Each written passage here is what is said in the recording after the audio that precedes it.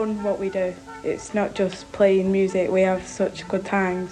It's memories that you'll just look back on and think, wow. In the boardroom, there's a window specially constructed to show the trophies off that the band won to all the people who worked in the mill, to give them some pride in being involved with the mill and the band. 2 Easington bandsmen were killed in that disaster.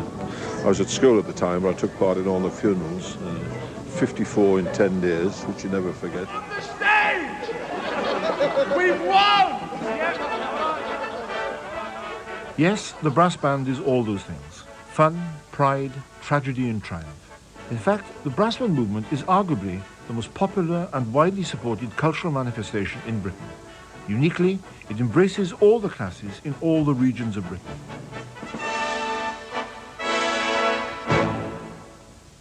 The early history of the brass band is, to say the least, vague, but we do have one essential hard fact to work on when looking for its origins, and that is that at the turn of the 19th century, the most basic element, the instrument itself, had quite simply not been invented.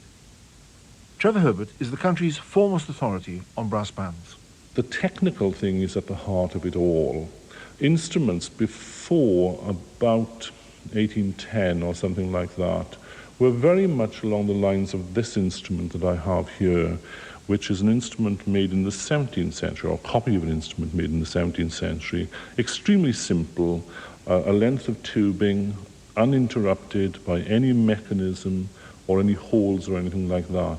And when I play it, the notes that I can get out of this instrument are defined by the physics of the notes that you can get out of such a simple length of tubing. And they are very much the notes that are characteristic of bugles or hunting horns. It doesn't give you every note from the bottom to the top, it just gives you some rather distinctive notes.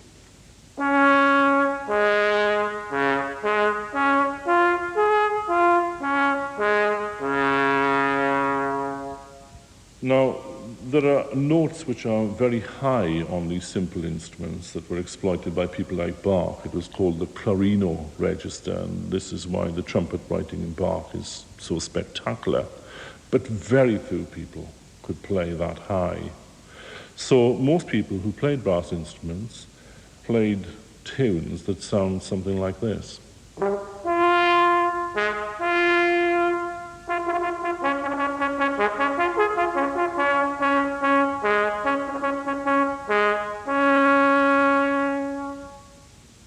In which you actually achieve a chromatic compass. A chromatic compass means that every note between the lowest note that you play and the highest note that you can play is available to you.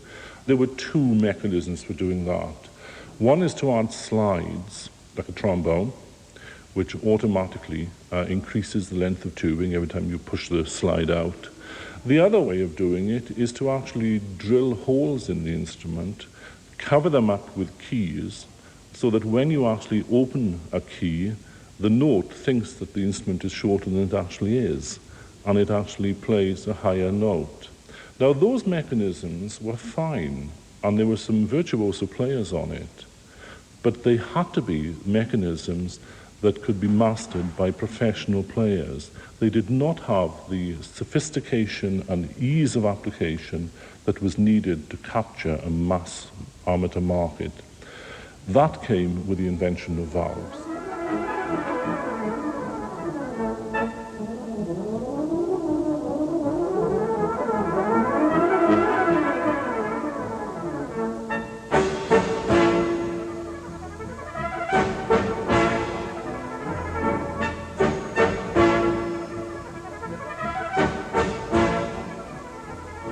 Valve instrument technology was phenomenal. It's one of the most revolutionary ideas in the history of music.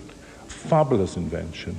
Furthermore, these could be operated by the 3 most dexterous fingers of the right hand.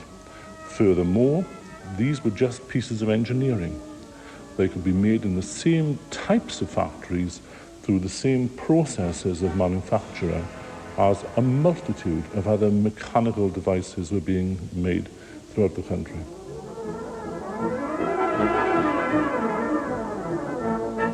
They suddenly became very popular, affordable, usable, and many people thought it was a good thing to do. It was virtuous to learn new technology. Similarly, in the middle of the 19th century, probably around the 1840s, and almost certainly because British manufacturers started cloning the invention of the great Belgian manufacturer Adolphe Sax, who at that time was living in Paris, and they started mass producing these instruments, they suddenly became mass consumer products.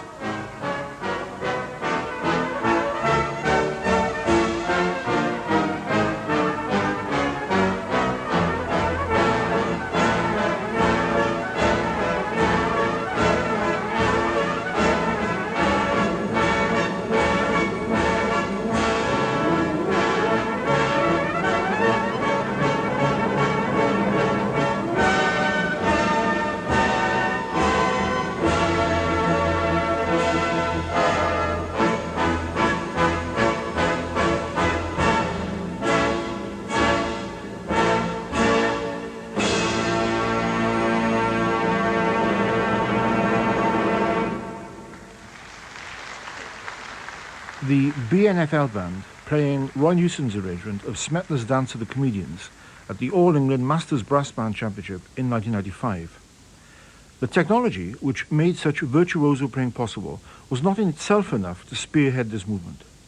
What was crucial was the Victorian attitude that for the working class, virtue came through education and improvement. Vic Gammon of the University of Leeds.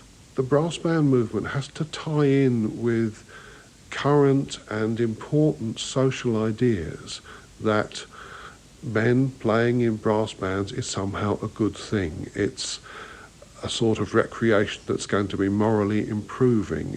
Now, once music gets tied up with this sort of notion, it becomes a very powerful force, and I think there are two major expressions of this in the 19th century. There's the brass band movement, the so-called rational recreation of brass banding, and there's the choral movement.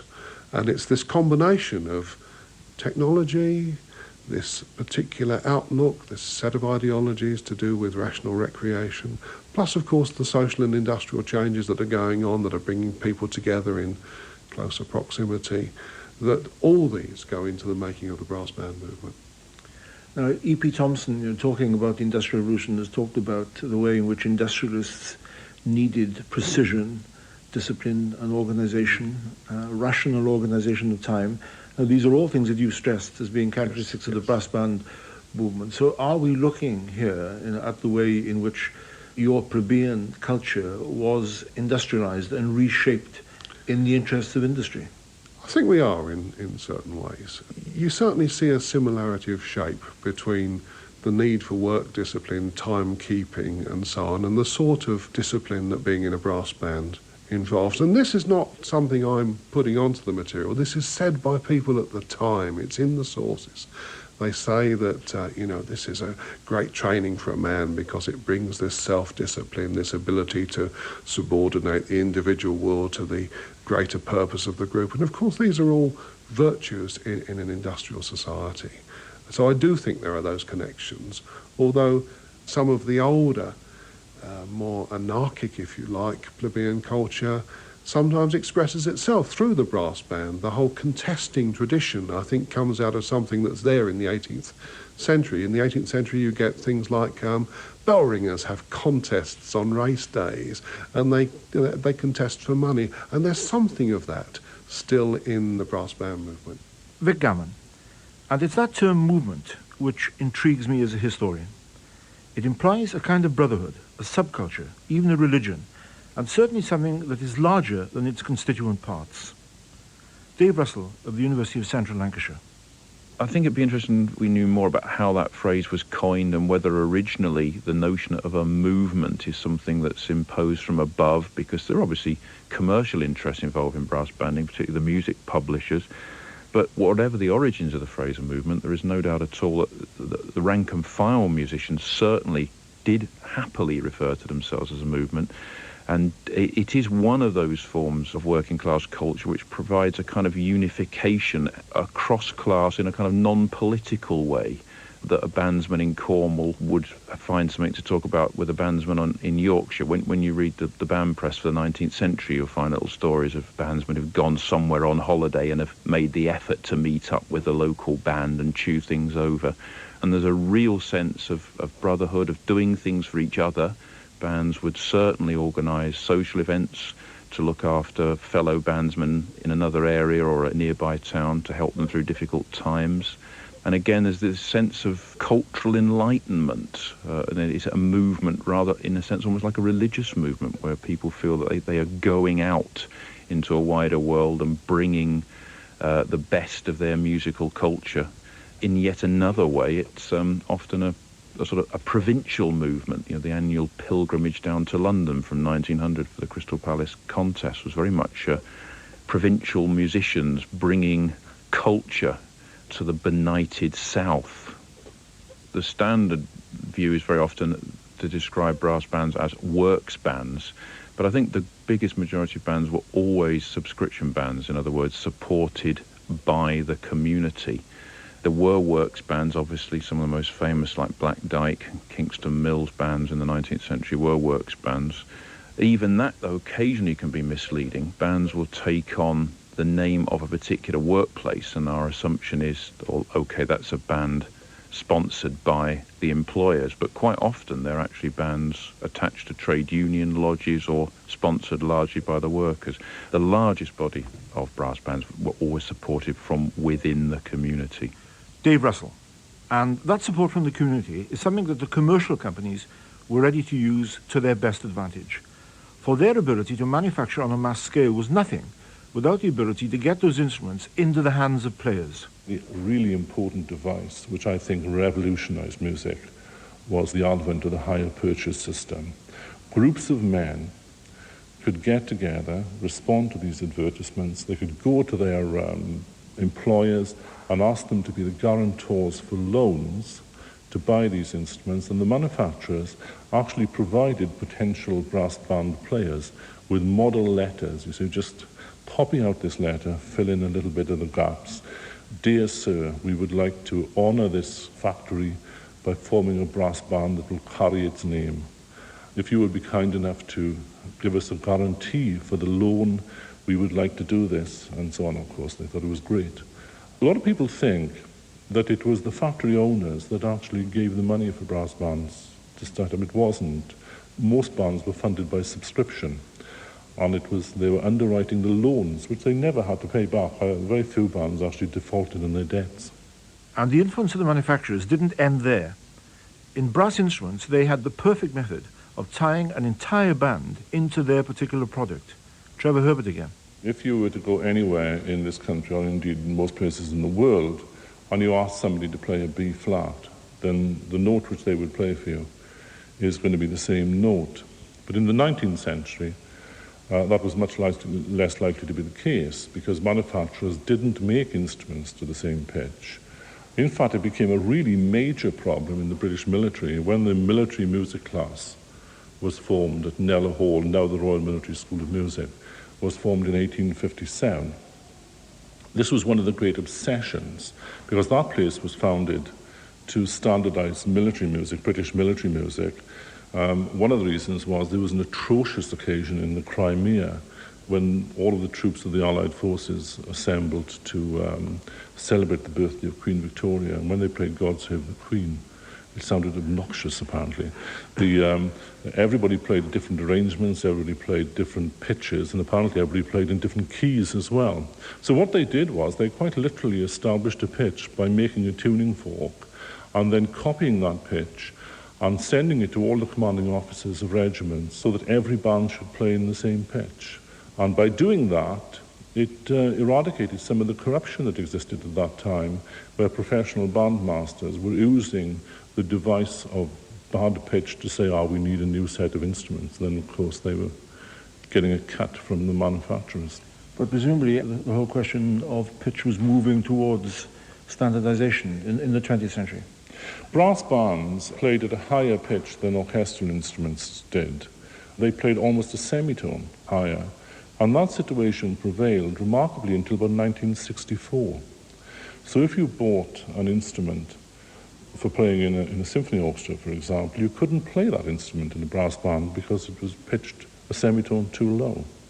The interesting thing, of course, is that when we went to a standard pitch, A equals 440, that meant that the market was open to American and Japanese manufacturers, and because they designed different types of instruments that were made of wider tubing, sometimes made of different metals, then that had an effect on the fundamental sound of the brass band. So if you listen to old recordings, you will notice a distinct difference.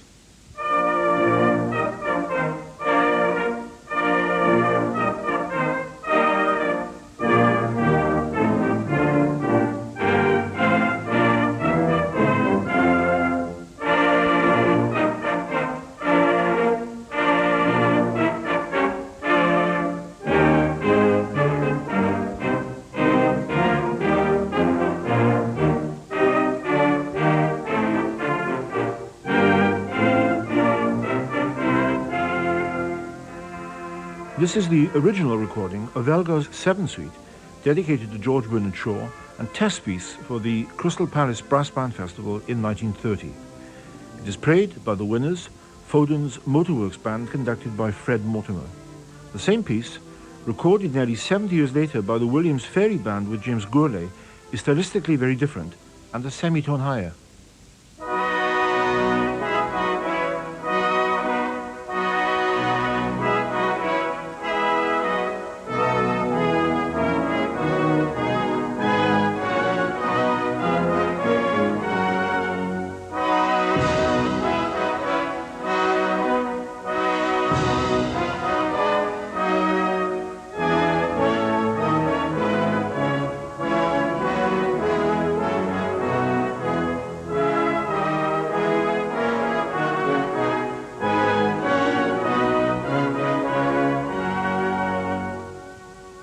Elgar's 7th Suite, played by the Williams Fairy Band. In 1850, Charles Dickens's magazine, Household Words, carried an important article called Music in Humble Life. It talked of Merthyr Tydfil in the South Wales Valleys, the world's first industrial town, and for some, a virtual hell. It talked also of how it was common to hear young boys in the mills whistling airs by Bellini, Donizetti, Verdi, and so on. The writer Hogarth was setting the scene for a musical phenomenon of the 19th century, the Cyfarthfa Band, founded for the personal pleasure of the great ironmaster Robert Crawshay. The Crawshay family home, the magnificent Cyfarthfa Castle, houses what is arguably the most valuable archive and museum of 19th century brass band playing.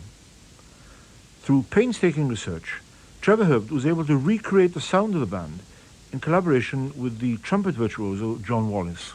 Well, it was probably the first virtuoso brass band ever to exist. The place is remarkable because we have so much of the history of the band here. We have the original instruments and we have the music. And we know quite a lot from documents about why the band was founded and what it did when it was in its heyday. And in many ways it's different than the general run of history of brass bands. But it's very distinctive and very, very important. The Crawshays were pretty fierce ironmasters. One of the Crawshay graves actually carries the inscription, "God forgive me." They were pretty hard industrialists. What were they doing with a brass band? Well, the grave you refer to is the grave of Robert Thompson Crawshay, who was said to be the last great iron baron, and this band was his.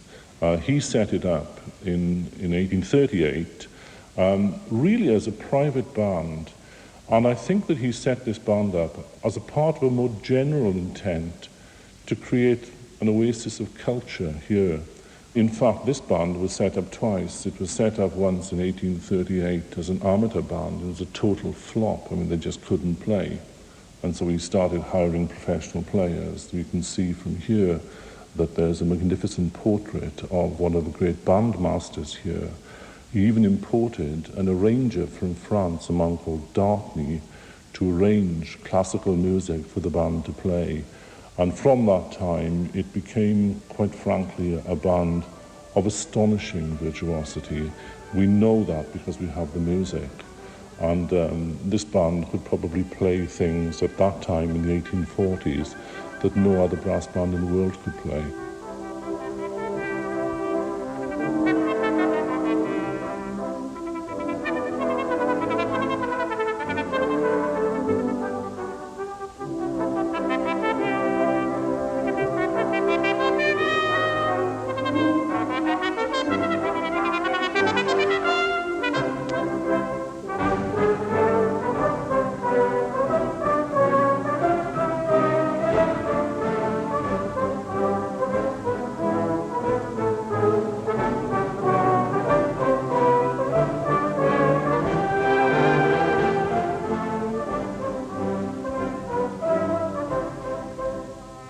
Among the variety of items that are here, we have about 110 part books. A part book is a book that is played by one of the players. Now, the key thing is that these are handwritten. So the repertoire, the music they played, is bespoke. It was written for specific players. It would have made no sense at all to have written a part for a player who couldn't play it because it was too difficult. Therefore, by looking at this music, we can see not just what they were playing, but how they were playing, how good they were, what sort of qualities of playing went on. It really is a remarkable testament of what went on here. I have absolutely no doubt. I've certainly looked at repertoire all over the world, and there is nothing that predates this repertoire which exhibits the sorts of qualities that this music has and the abilities which these players had. It was quite remarkable.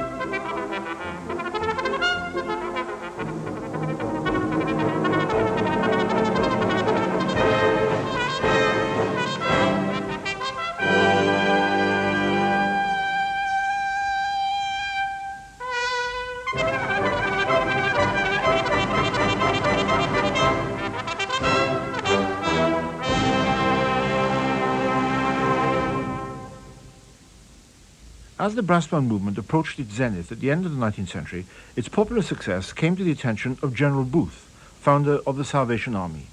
He recognized in it a potent weapon for his evangelical armory, one which could draw the crowds to hear the message of salvation. Today, Salvation Army bands fulfill the same role. This is the Birmingham Citadel Band, playing in an open-air meeting just a few weeks ago, attracting a large crowd to worship as it would have done 100 years earlier.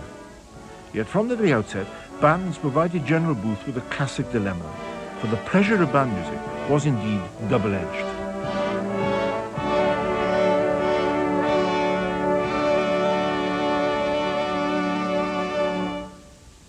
Here you have the brass band, a device of popular culture, being embraced into the service of salvation. But some of the very qualities that made brass bands so popular had inherent dangers. I mean, one of them was the fact that playing in a brass band could be seen as being an end in its own right, when for Booth, of course, the whole thing was aimed at salvation. And also there was this real problem that Booth had with the whole concept of virtuosity, of being able to play these sort of stunning melodies and very fast passages. He likened virtuosity to vanity. He saw it no more as vanity. And very amusingly, he wrote to the wives of all brass band men reminding them of what a temptation their husbands were constantly under.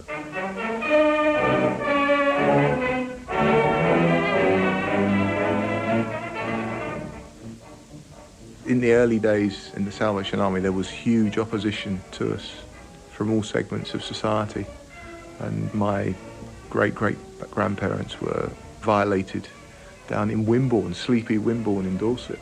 Stephen Cobb, the musical director of the Salvation Army. He directs what is considered the elite of Salvation Army bands, the International Staff Band in London. Its ethos remains the same as it was when this recording was made in 1927, and indeed as it was 100 years ago. In line with all Salvation Army bands, our prime function is to bring honour and glory to God with our music. But we are hopefully blessing people, hopefully we are encouraging and energising people to make music to the very best of their ability. And within an army framework, the better we play, the better the chance of bringing honour to God and of bringing people closer to God.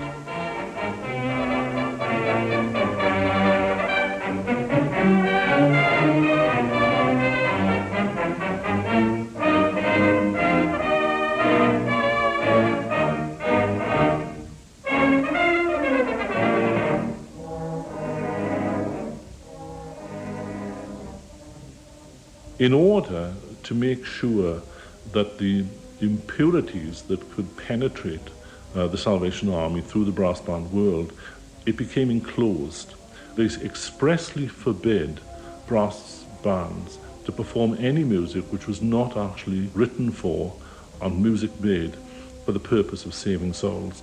And they went even further. They actually set up a factory so that all of the instruments that were to be played in Salvation Army bands were to be made by the Salvation Army. They set up a publishing company, and it was actually forbidden for a brass band player in the Salvation Army to play outside, or for him to play an instrument or a piece of music which had been imported from outside, and all of the players were actually asked to sign a pledge, pledging their souls and their talents to the service of God and the Salvation Army.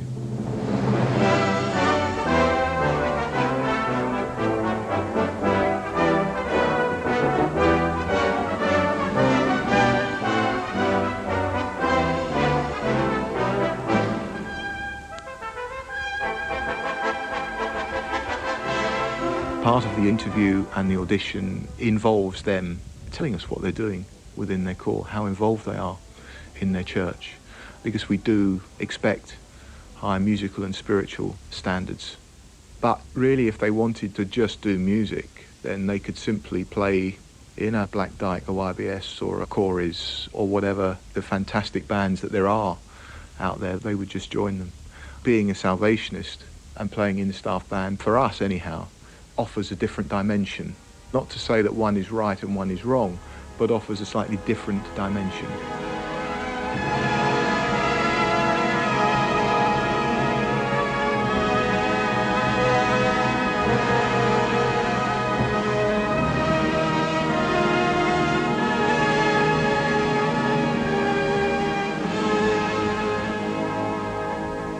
The sacred and the secular, the twin pillars of the traditional brass band movement. Next week we move on and look at the very different public and private roles that brass bands developed in the last century. We visit the Durham Miners Gala and the British Open Brass Band Championship. Until then, goodbye.